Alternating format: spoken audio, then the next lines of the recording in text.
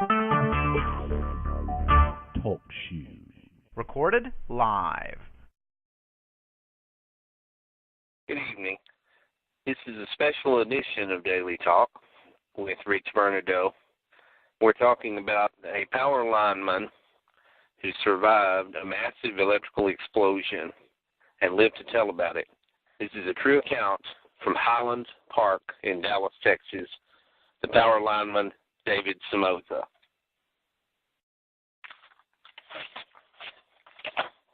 Yeah. So, there we were in Highland Park area, and like I said, the thing about doing power line work is it's not necessarily the voltage that will get you, it's the amperage. The higher the amperage, the more chances, the bigger the fire's going to be for a mistake. And all of these houses were multi-million-dollar homes, so that circuit on 7620 is extremely low voltage. We had got to a certain point. I said we maxed it out. This is three-phase construction, and we had put up the arm that the new faces were going to hang on to, and started putting up the air switch itself. Yeah. And my post buddy had gone down to get some more material. And at that time, I was still up in the air, approximately 60 feet in a bucket truck. Yeah. My bucket truck also had a jib on it for lifting heavy materials, transformers, and one heavy cross arms, and also moving phases. My whole buddy went down to get that material, and to stay busy, we had a number 2 ground that had already been connected to the ground rod at the bottom of the pole, and I was attempting to thread it through some large staples. Usually this is performed with 2 men, but it took quite a while to get that material. I said, well, I can go ahead and take care of this. All of my phases were covered up with rubber goods, line hoses, we call them line hoses, and also blankets. That protects not only the wire from going against the pole or to each other, but it also protects you even though you're in an isolated bucket.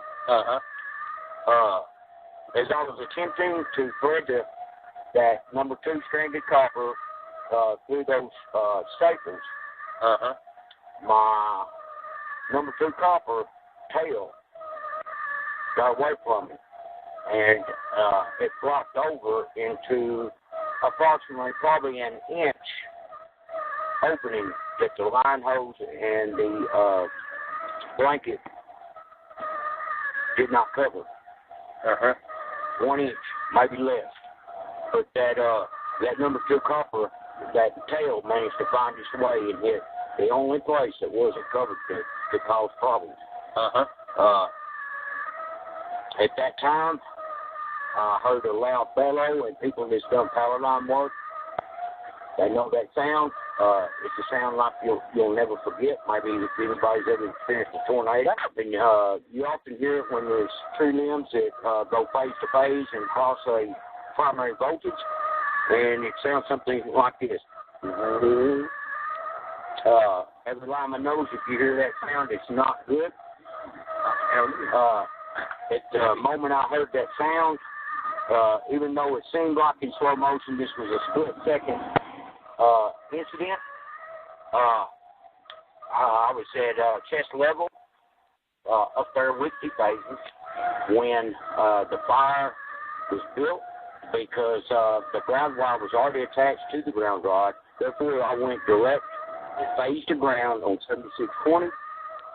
I had no idea how many amps were involved going phase to ground on that, but it was extremely high because of the pull and the usage of the large homes in that area, and the voltage being 7,620 volts. Before I even a blink of the eye, I heard the sound, and I knew what was coming. Now, I looked to my left, and there was a large ball of fire, I would say approximately 20 feet in diameter, coming right at me. And I leaned back and knocked it out. And like I say, all this happened so quick, just at the blink of the eye. By all rights, fireball that large should have engulfed me. It should have killed me. I was extremely disfigured. Even though I had on FR clothing, fire-resistant retardant clothing, Lineman gloves, rubber goods, sleeves, everything that is available to the modern-day lineman I had on. At that time, I looked down. I was on fire. My bucket was on fire. All my tools were on fire, and some of them were welded together. And, ladies and gentlemen, I can only say that it's only by God's grace, Jesus Christ himself, my guardian angel, God Almighty, stood in the gap in between me and that fireball that was coming directly at me, because electrical fire is extremely, extremely hot. It is many, many times hotter than any wood fire. I was burnt very severely down the side, but I'm here to tell the story. It's only by His grace that I am here to tell the tale. My buddy at the ground was going into 911 mode. Ambulance was called. They have a dead man's control at the bottom of the bucket, and that's the way they got me down. I was starting to go in shock. I was taken to the hospital with burns up and down my left side. But once again, I'm very, very thankful. If it had been my time to go, that was it.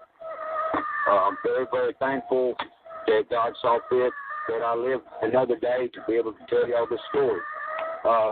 Line work is very, very challenging. Like I say, it's probably I know it's in the top 10 most dangerous jobs in the world.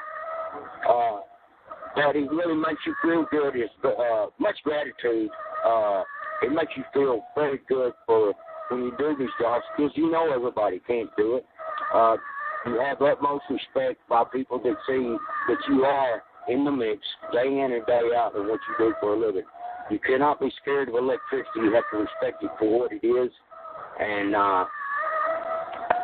it's very, very challenging. It's a very rewarding career.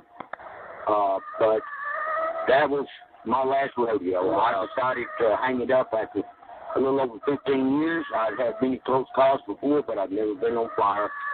And when you're on fire and you experience what I did, I know I saw not only the flash itself, the fireball, but my life, my very life, was right before my eyes. And I'm just so thankful that I'm here, and I'm so thankful that I'm not extremely disfigured or missing limbs. And